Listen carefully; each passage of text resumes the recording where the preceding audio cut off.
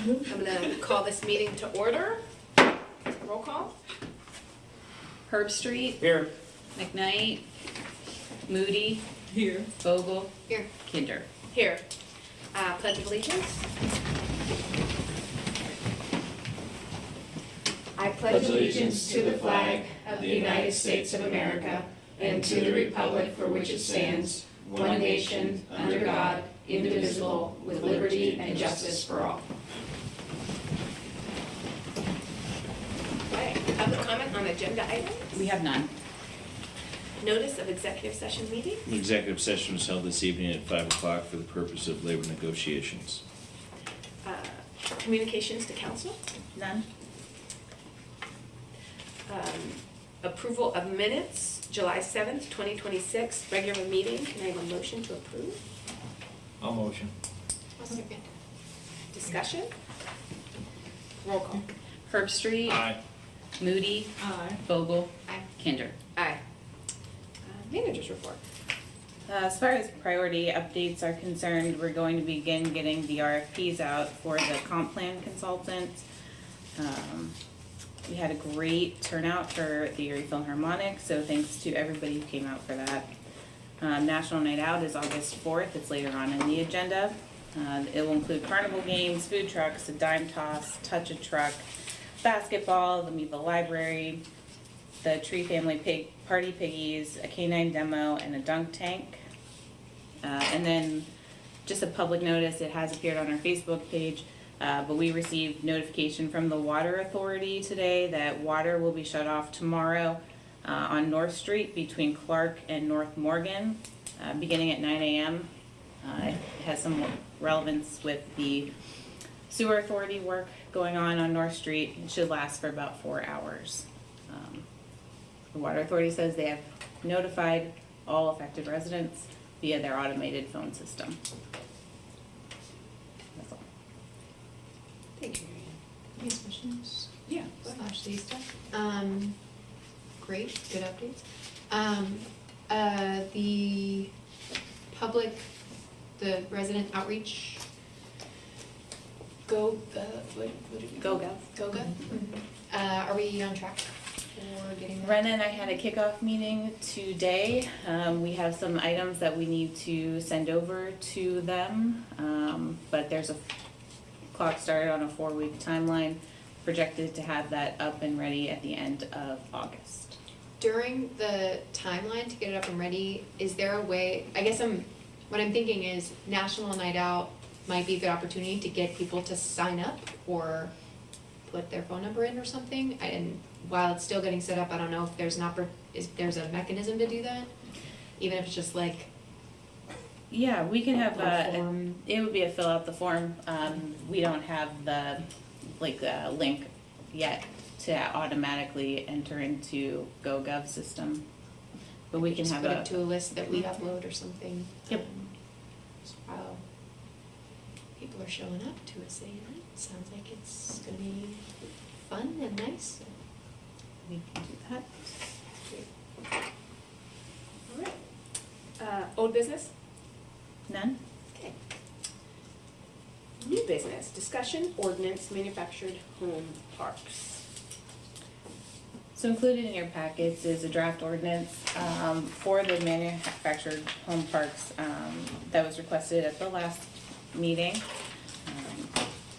I know it was pretty recently that council had a chance to look at it, so there may be some additional questions, clarifications, or need more time. I don't know, Tim and Knox wrote it, so if there's anything else Tim wanted to add about an overview on it. It's pretty self-explanatory. It gives the city the ability to regulate the private roadways within manufactured home parks in order to ensure the safe movement of residents, visitors, service providers, emergency service personnel, and the others. And make sure that we establish minimum maintenance standards for those private roadways to protect property, promote public safety, and ensure reliable access for emergency response services.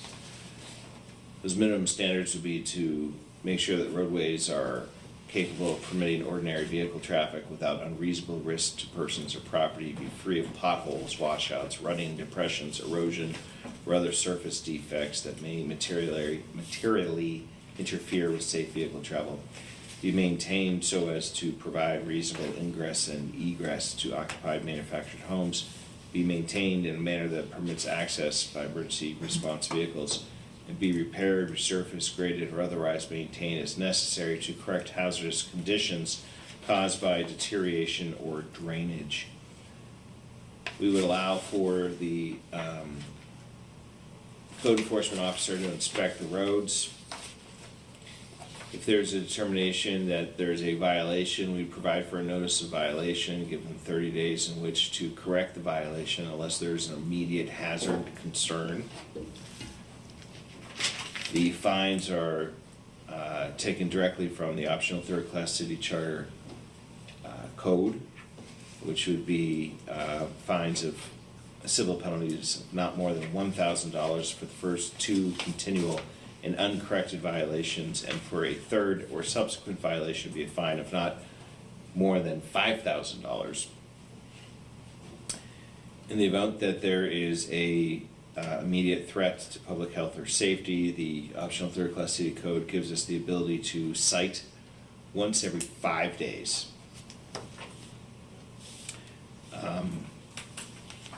And gives us continual fining violations for violations that pose a threat to public health, safety, or property. Fine shall be no less than $500 and no more than $1,000 for the first 2 continual and uncorrected violations, and no less than $1,000 and not exceeding $10,000 for a third and subsequent continual and uncorrected violations. Of course, in order to get those fines, we would have to go to file a civil action under this ordinance before the magisterial district justice in order to receive those fines. So I know I've asked a couple of questions, but with that statement, is it, I mean, could that fall under our nuisance law, or does not, or our nuisance ordinance where we're giving the fines? That's, you know, when you said that, it just made me think that, you know what I mean? Because So this we is have the an issue. good question, and I'm sorry for interrupting and jumping No, right go to the answer. But this is the regime for building and property maintenance code style violations. This is the means of enforcement that the code specifically gives us.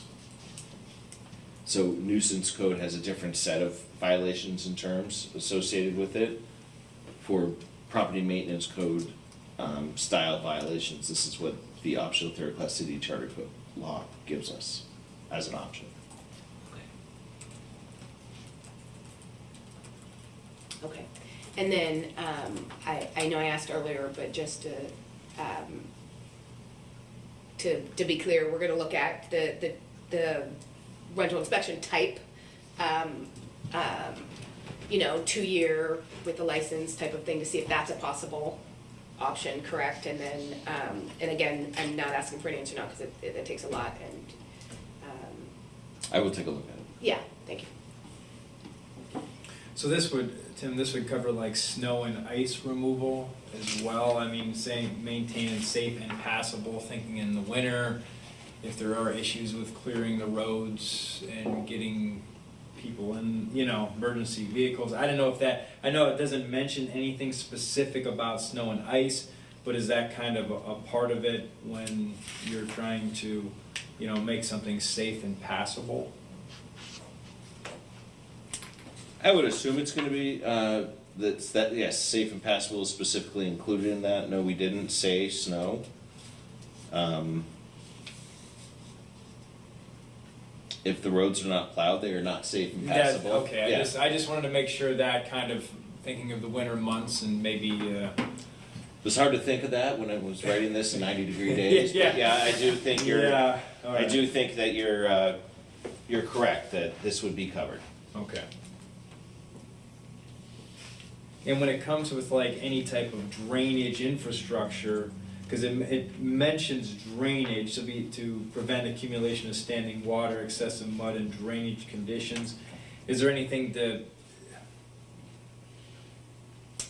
I guess it wouldn't be wise to require some type of drainage because it depends on the property itself, right? A lot of it depends on the property. This is designed so that you don't have large standing puddles or large depressions in the road, you know. So like ditches are required to remain cleaned, you know, if there are ditches on the property. If the ditch is there that is needed in order to stop the road from being washed out and Yeah. have standing water, if that is the drainage issue on that road, then yes, that would have to be cleaned. Okay, If the road is capable of being maintained without standing water simply by having an appropriate crown on the road so that the water rushes off and then it is taken care of on the property through natural yeah, attrition through the ground or whatever, so be it. But yeah. yeah, we'd have to look at each section of the road to determine what is required to avoid accumulation on the road. That's all I had. I just had those specific questions about those items. Thank you for putting this together. Autumn, Mary, do you guys have questions? Yeah, I mean, I guess, building off a little bit, so this is primarily keeping up the streets, which I think is the primary concern that we heard for the most part. Other concerns we've been hearing are around sewage and water pipes, and like other conditions of the grounds.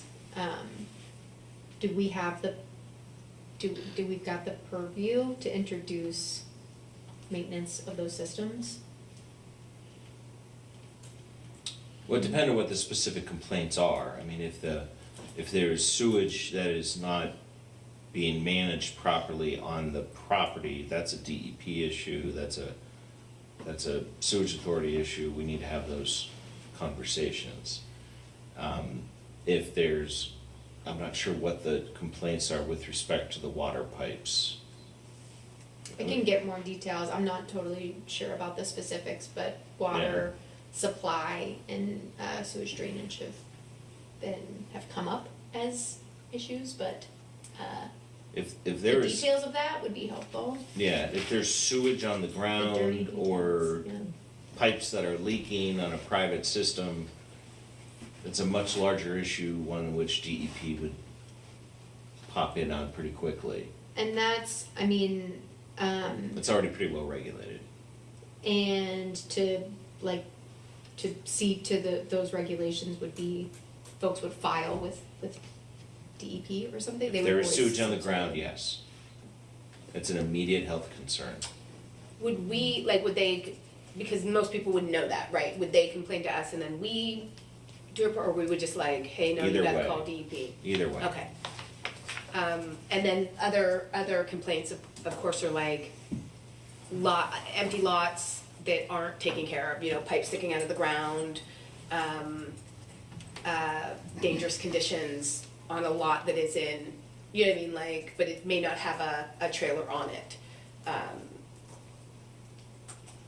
And when Autumn talked about introducing things, should we look at those case by case, right? Like, do we wanna add something in? Do we have the ability to add some other things in to make it a more general mobile home ordinance? Or, you know, do we want it a mobile home road ordinance? Do you know what I mean? If it's called the mobile home ordinance, a lot of times when you have mobile home laws that they've got like a, you know what I mean, a series of things that So we're are saying in it. that there's road conditions and there's also conditions of vacant lots that.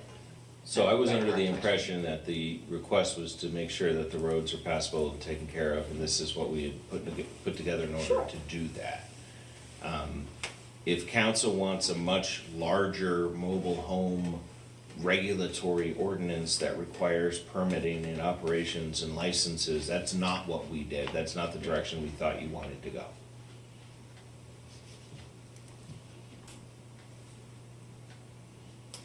I mean, I'm not sure if I thought of permitting, oh, you mean like the rental inspection program type of, okay, yeah, I did throw that at you. When we're talking about like the lots and things like that, that's still like a property maintenance, It's like absolutely a inspection. property maintenance thing. I mean, it'd be the same thing as if I had a pipe sticking up out of my side yard, you know, the question is, what is the ability of the municipality to regulate that use of the private property if it doesn't cause a dangerous condition?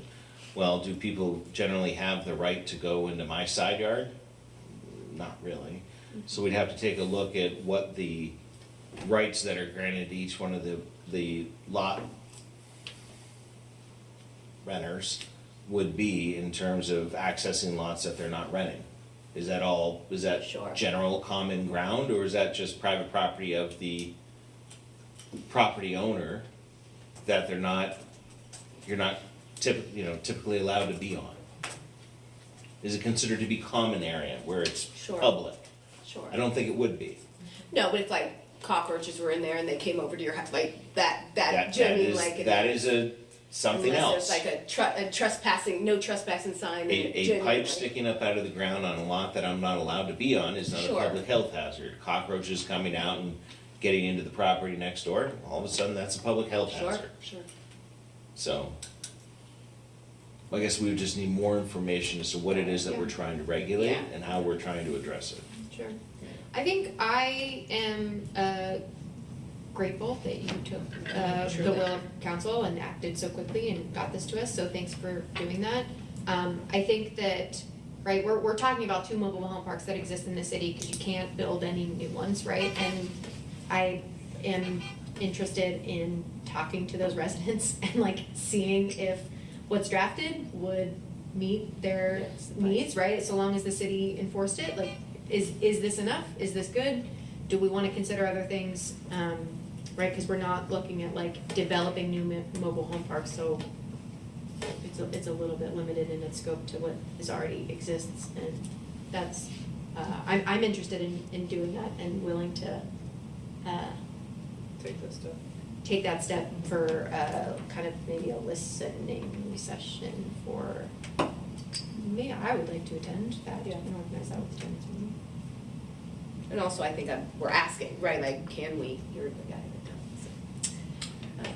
So, yeah. Well, it Yeah. sounds like there's room if that's the will of council. What I'm saying is like, I'm not sure if it's the will of council, cause like, do we need to do a whole lot more? If it satisfies residents, then So- my Yeah, no, will this is- is great, I mean. So when you go to a situation and you talk about the regulated rental units, and we talk about the, Yeah. the landlord inspection process. If you fail the inspection and you fail to, correct it, then you lose your rental license. Right, for that unit, For that unit. Hmm. Do you wanna be in a situation, I'm not even saying that we legally can do it yet, Yeah, but do you want to be in a situation where you tell that manufactured mobile home park owner, you have lost the ability to rent to all of these people, and therefore everyone must be evicted? Or you Or have to you lost- sell to someone who will. or you've lost the ability to rent, But lot A, So- it's their or B, or is property it, to- right, Well, like, it would be, we're not licensing each individual lot, we're licensing, As a or, whole. I mean, we would be licensing or permitting the operation of the mobile home park. So you don't keep the roads up, you don't cut the grass, there's garbage on the property, you've lost your permit, you've lost your license to operate. What are you now going to do with the 20 people who live there and have no other option and place to go? Sure. So I just wanna be realistic with Mhm. the intent of the Yeah. rental inspection ordinance was, if it is an unsafe unit, you can't rent it. Right. Fine, it impacts one person, one family, and there's other apartments to go to. There's nowhere else to go for many of these folks who are going to be owning manufactured homes or trailers or whatever they are. What are they gonna do with them? So we just need to come up with reasonable expectations and reasonable regulations to meet the minimum standards of operation. Mm-hmm. And if you wanna get into a situation where we just shut them down because they can't operate, we could probably find that. But I don't know that that's the end goal of what it is you're trying to achieve, given the fact that that would impact so many people in such a horrid way. It's funny, because I was in that hearing earlier, a couple years ago. That's the exact argument that they gave. But I know, right, like it's never our intention to make people homeless. What it is our intention to make sure that we are guaranteeing safe places for people to live, right? And an ordinance that makes people keep it safe, right, as you're saying, are we gonna, you know, it also has to have teeth so that they fix the roads, right? Like it has to have enough teeth. $1,000 a pop is a pretty Right. good teeth. Right, I mean, but Decent we've got, set of teeth. you know, landlords that, you know what I mean, like that aren't paying those fines and things that have not gone through, right? Like, so there's, we Right. have to have, definitely thought provoking, I was trying to balance that. yeah. So- No, so we this can is go- great, This is a this good is start. great, And then start, I this think is this is a absolutely, really and good because start. you wrote it, that's why we have, right, like, I'm like, what? I told you I'd do it, come on, so I did Tim, it. what else could we do here? To guarantee safety when Great people live. turn. Yeah, no, it's a good solid, it's definitely a good solid start. I'd asked the paper to quote Andy here, Mr. Herbstreit. He said the law firm had great turnaround. If you could put that into the paper. And I would snip that out of the paper and put it on my website. All right, does anybody have any other questions?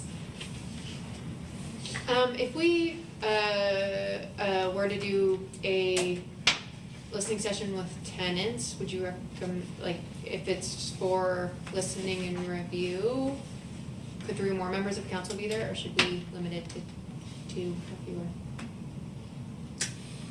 I mean, if you are going to have an opportunity where you're going to be deliberating and having, you know, be like, geez, I think maybe we should do it this way or that way, then that's going to be a public meeting, and I would tell you that you should advertise it. If it's merely going to be, we ask members of the public to show up and you give us information and we're not going to respond, if you actually think you're not going to respond, then you don't have to advertise. But if you're going to be in a position where you deliberate, which is holding a discussion for the purpose of making a decision, then it needs to be a public meeting in accordance with the Sunshine Law. Not trying to skirt the sunshine law, I'm just trying to think about scheduling. Is it a public meeting that we schedule as a hearing, right? Is it, Right. can we go to a meeting of the tenants union, right? And You kind can of go to a solicit meeting of the feedback? tenants Yeah, union that's kind and of have the them question. talk to you. It's the Yeah. same thing as when I invite you to my seminar at my firm where we're giving you information and then you take it back and discuss it elsewhere or whatever. That's a one-way flow. But once we get into deliberations on, you know, potential Deliberate policy, Here. Yes. you do it here, Yeah. the public meeting. All right. Okay, discussion delinquent tax revenue. So in your packets, you have a memo that I have provided since 2020. This is property tax only. So this holds the biggest impact in the budget. So this is also the biggest impact in delinquent. As you can see, we do average about 178,000 in delinquent tax revenue. And over the past, since 2020, we've cleared $1.2 million in missed revenue. Which is going down, or at least it looks like, right? More people are catching up with their taxes or paying their taxes, yeah. It is headed in the right direction, which is nice to see. Have there been, things that we have instituted to, like, or are there things that we're doing? So in 2025 is Intentionally for when the county did the property tax bills where you can pay online. And we sent them out differently, you know, it kind of got spruced up a little bit in better terms. So that could have been where you did not see such a delinquent amount. My concern is once that novelty wears off, where will we be? And the delinquent figure that we're seeing, that is not cumulative, that's for that tax year. Correct. And so that does compound, right, like the year after year, that's what we're Right. looking at in terms of the one, yeah. This is just what we billed and compared to what we received. And this is what we've received to this date, like for 2020, somebody could have paid later. Right. But this is the number that we have today, not the number we had at the end of that year. Correct. Okay, Yep, because when they do pay delinquent, it does come back on our books. Yeah, I figured, but I just wanted to clarify. Yep. And this is, we hand these over to Berkheimer, are they doing the collection? No, so once December 31st hits, come January 2nd, because Monday is, or the 1st is a holiday, you now have to go to county. You are now officially delinquent. Sharp Collections handles the property taxes, so do you, you have a resolution where you exonerate the city treasurer? Right. That's transferring ownership over to Okay. the county for collections. Are we using like all the tools that are available to us to collect these delinquent taxes? Or is there something out there that we can do more aggressively, or anything that can, like what's out there, or this is it? I mean, this is the only pathway. Because I mean, that's 1.2 mils, that $178,000 is 1.2 mils. And we're looking at ways to not just raise taxes, so yeah, increase assessed value of property, increase the properties on the tax rolls, and collect the existing delinquent taxes, or things that we have to look into as to generate revenue for our budget. Are there other things out there? Obviously, we gotta be mindful of some people fall on hard times and everything, but are there any other tools that we're not Besides the using? pilot that April is. Well, no, I'm saying but to just collect for this, delinquent right. Yeah. taxes, Yeah. not jumping into that. Or we're pretty much doing what we can do. We are, Okay. I mean, everything that, council, county, state level, we are doing. Okay. So that point of like exploring additional collection methods available under Pennsylvania law, for shaking that tree, there's nothing, I don't know what's out there, what, is anybody lobbying, is anybody, got anything attached to a bill, does any, I don't we're know. confident we're doing everything within our power now, it's just a matter of like, if more things would be enabled Correct. down the line. I appreciate the transparency Yeah. of this and bringing this to our attention. I did like the 2026 year-to-date 39,000 as opposed to last year with 100,000. Like you said, we're going in the right direction. I would love to see that up to 98% or higher, no doubt. But the update on this, April, is greatly appreciated, because I think every extra dollar we collect in delinquent taxes is something we don't have to collect through tax raises. For sure. So, So if I may, I mean. yes. Under the Pennsylvania real estate collection law, properties that are in excess of 3 years old in terms of having delinquent taxes should be triggered over to the judicial sale, and they should go over into the county repository.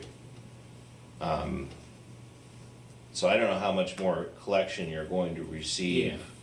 If that's occurring in Crawford County, I assume it Yeah. does. So, I mean, I think there's judicial sale.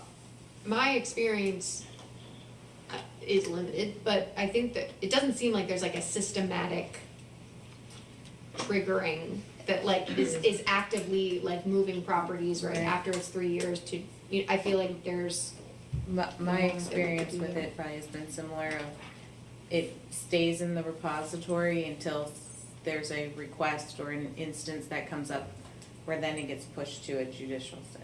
Yeah, so if somebody inquires, then, do you know what I mean, it kind of, oh, this property's in here. I mean, that's So, kind I of what I'm guess- hearing. I guess I'll that's just give you what an I'm- example, in Erie County, Right, if you're in there for 3 years, you go to the sale. yeah. Oh. So There's no you- discretion, it's automatically forced. We don't does that have mean the to- property owner gets like a notice that their property is going to Multiple go to the notices. sale and then they pay or get on And some they sort of have like all the way to plan? the last chance, like the last second to pay or get on a payment plan, and then, if I'm remembering correctly, because there's a couple of properties that keep going through that same thing, and people keep at the last minute, right, like doing some things, which is, I mean, frankly, it is, if you're having a So- hard time, it is good to have that. Sure, for sure. And is that the role of the Crawford County Tax Claim Bureau? Mm-hmm. And that's that kind of piece of like working with them to see how we might be able to come together to support some more proactive. I would say rather than just guessing as to what it is that they're doing, maybe a request for some information as to the process on the delinquent properties and, Yeah. you know, pushing that into the, at what point does it go into the judicial sale, to see how automatic of that is. I mean, it's hard for me to believe that there's that many taxes that are still outstanding if those properties should have sold, but then again, not all properties are gonna get purchased either. Right. And they sit in the repository until there's a request to purchase them. Right, yes, Right. sure. Okay, so it sounds like council is interested to know from the Tax Claim Bureau what that process looks like. And then maybe also like, either in that inquiry or in a follow-up, like, what might municipalities be able to bring to the table? Right, how can we help? How can we Yeah. help? Mhm. Yeah, how can we help? We're trying to collect these uncollected, these delinquent taxes. Do we have any other questions? No. Resolution, authorized signatures. We got the August.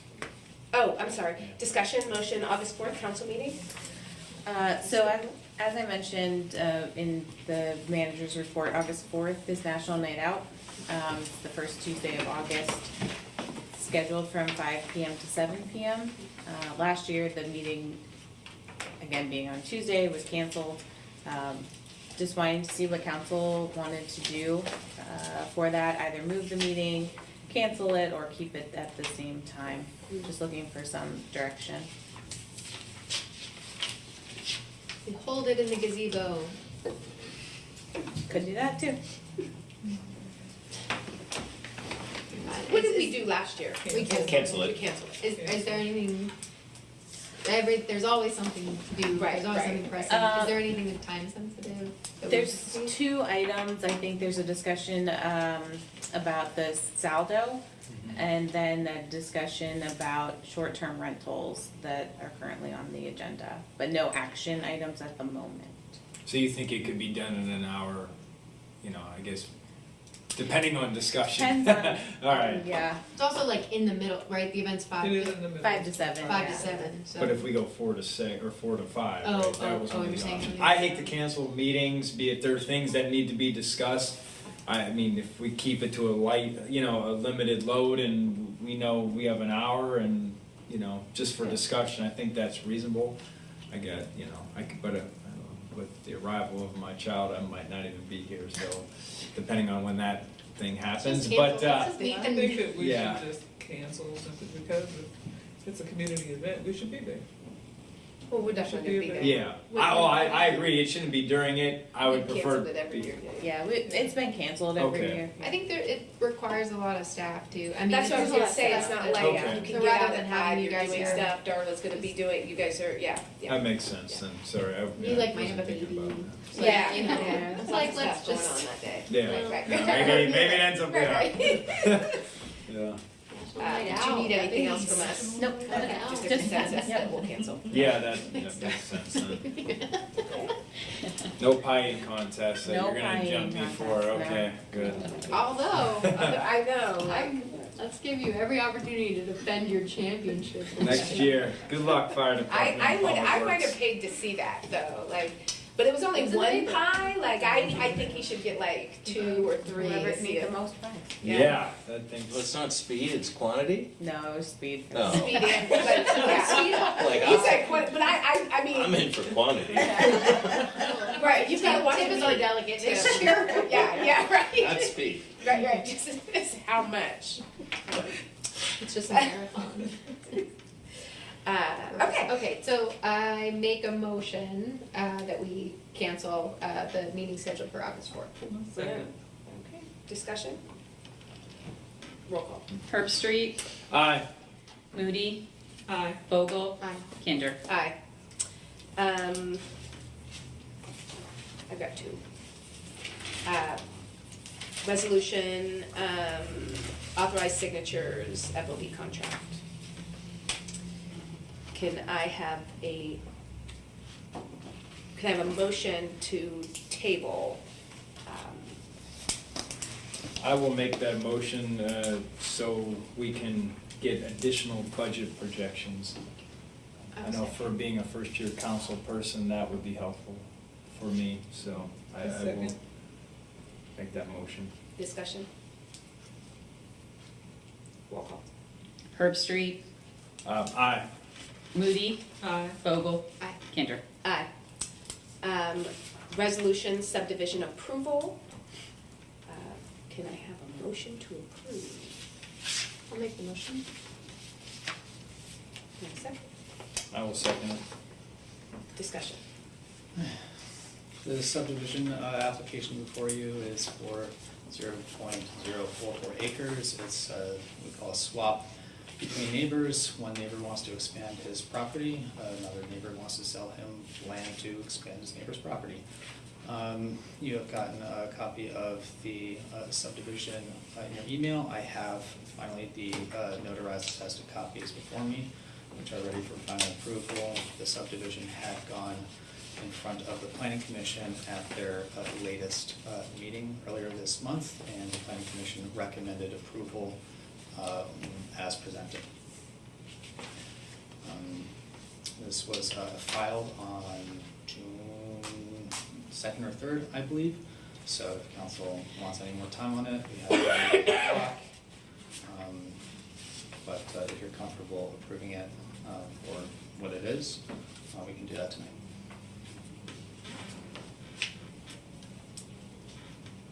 Does anybody have any questions?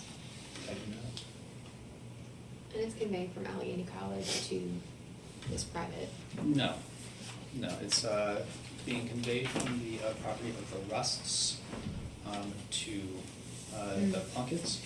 There was a previously recorded division of land between Allegheny College and the Plunketts in 1994 to correct an overlap of title that has already been resolved, even though it's being reflected on the plan right now. So it's kind of resolving two birds, one stone, one from 1994 and one from today.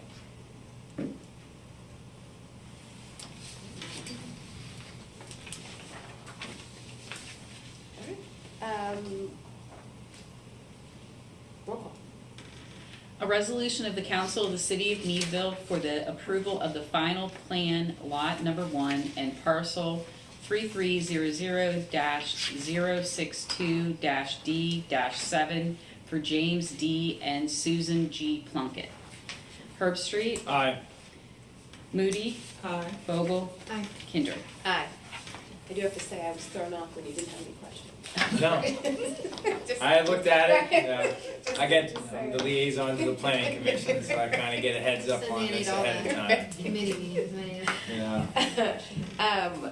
Okay, public comment on non-agenda items? Yes, Lee Scandinara.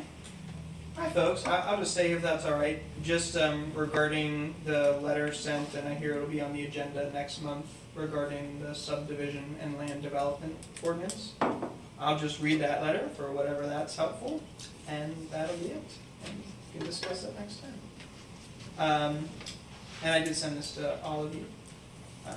At its meeting on July 2nd, the City of Meadville Planning Commission voted 4-1 to recommend City Council repeal the city's current subdivision and land development ordinance, which I'll refer to as SALDO, and adopt in its place the SALDO currently administered by Crawford County.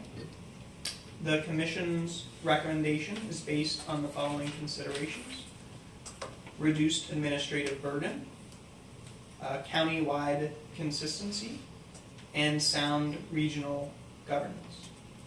The Commission wishes to acknowledge that this recommendation differs from the position expressed by city staff, and we respect staff's professional judgment and the reasoning behind their recommendation. However, after our deliberation, we believe adopting the county SALDO best serves the interests of the region as a whole, and we trust council will conduct its own due diligence, giving full consideration to the information and recommendation provided by city staff in reaching a final informed decision.